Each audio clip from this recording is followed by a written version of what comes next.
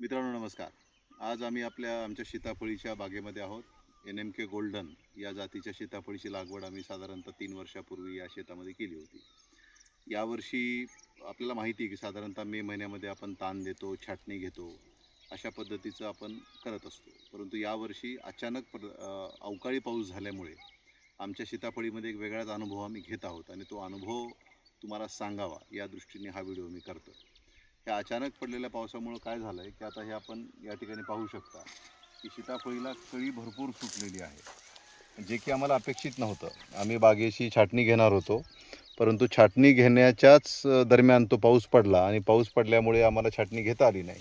आणि त्या पावसाचा परिणाम हा झाला की झाडाला जवळपास सगळीकडे तुम्ही बघा, प्रत्येक फांदीला जवळपास ही कळी सुटलेली तुम्हाला या ठिकाणी दिसून येईल. इथे सुद्धा आपण बघा, इथेही कळी सुटली आहे, इथेही कळी सुटली आहे, इथेही कळी सुटली, म्हणजे बागेला जवळपास सगळीकडे आणि प्रत्येक झाडाला या कळ्या सुटलेल्या आपल्याला पाहण्यात येतात. आपण इकडे सुद्धा हे एक झाड मी आपल्याला दाखवलं, या सुद्धा झाडाचं जर आपण पाहिलं तर इथं सुद्धा आपल्याला कळी सुटलेली आपल्याला दिसून येते. प्रत्येक ठिकाणी प्रत्येक झाडाला कळी सुटलेली आहे आणि एक वेगळा अनुभव आम्ही घेत आहोत. त्याच्यामुळे आम्ही आता यावर्षी जे काही छाटणी करणार होतो ती छाटणी आम्ही रद्द केलेली आहे. आणि आता ही जी कळी सुटलेली आहे याचंच फळामध्ये पुढं परिवर्तन कसं होईल या दृष्टीने आमचा प्रयत्न राहील. आणि त्या दृष्टीनेच आता खताचं नियोजन असेल, फवारण्याचं नियोजन असेल, हे सगळं नियोजन आमचं करायचं ठरलेलं आहे. एवढंच आहे की छाटणी न केल्यामुळे आता झाड उंच होईल. छाटणी आपण ज्यावेळेस करतो तेव्हा आता ही फांदी आहे, आपण पाहताय माझी, आता ही उंच गेली आहे, हिला कळी सुटली आहे. जर आम्ही छाटणी केली असती तर इथून छाटणी केली असती आणि मग इथून 2 ब्रांचिंग सुटल्या असत्या आणि त्याच्यामुळे झाडाची उंची ही मर्यादित ठेवण्यामध्ये आणि आपल्या कंट्रोलमध्ये ठेवण्यामध्ये आम्हाला यश आलं असतं. परंतु आता निसर्ग आहे, आपण निसर्गापुढं काहीच करू शकत नाही. आणि निसर्गाने हा निर्णय आम्हाला दिलेला आहे आणि आम्ही तो स्वीकारलेला आहे. आणि हा निसर्गाचा निर्णय स्वीकारून जी काही त्यांनी आम्हाला ही कळी रूपाने भेट यावर्षी दिलेली आहे, ती भेट स्वीकारून या कळीचं आता फळामध्ये रूपांतर कसं होईल याच्यासाठी आम्ही प्रयत्न करणार आहोत. परत एकदा ईश्वराला प्रार्थना आहे की आमच्या या प्रयत्नाला यश ईश्वराने द्यावं. आमचा प्रकाश इथं माझ्यासोबत आहे. यावर्षी बागेची जबाबदारी प्रकाशकडे आहे. प्रकाशला खूप चांगला अनुभव भाजीपाला आणि फळांचा आहे. त्याला आवड पण आहे वैयक्तिक, म्हणजे कधी काय असतं की आपल्याला अनुभव खूप असतो परंतु आपल्याला आवड पण असावी लागते. तसं प्रकाशला भाजीपाला आणि फळबागेची आवड पण आहे. त्याच्यामुळे आता ह्या बागेची जबाबदारी म्हणजे सीताफळ असेल किंवा खाली आमची पेरूची बाग असेल, या दोन्हीची जबाबदारी यावर्षी प्रकाशकडे दिलेली आहे.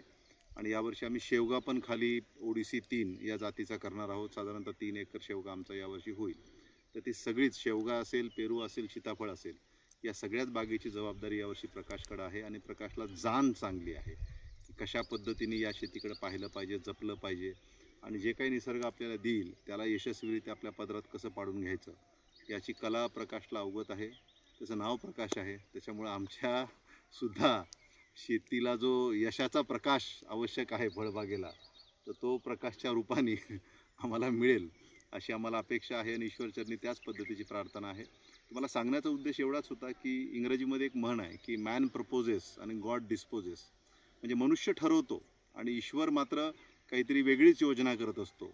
तर तशा पद्धतीचा अनुभव आम्ही घेत आहोत. आम्ही तर बागेची छाटणी करायचं ठरवलं होतं, परंतु ईश्वराने पावसाचं नियोजन केलं होतं आणि त्या पद्धतीने पाऊस पडला आणि त्या पावसाचा परिणाम म्हणून आमच्या सीताफळीला बिना छाटणीच्याच कळ्या सुटलेल्या आहेत. आता त्यालाच गोड मानून यावर्षी बाग राखूया, बघूया कसं फळ पडतं पदरामध्ये. आणि प्रकाश किती प्रयत्न करतो, किती हुशारीने सगळ्या या परिस्थितीला हाताळतो त्याच्यावरती यश अवलंबून आहे.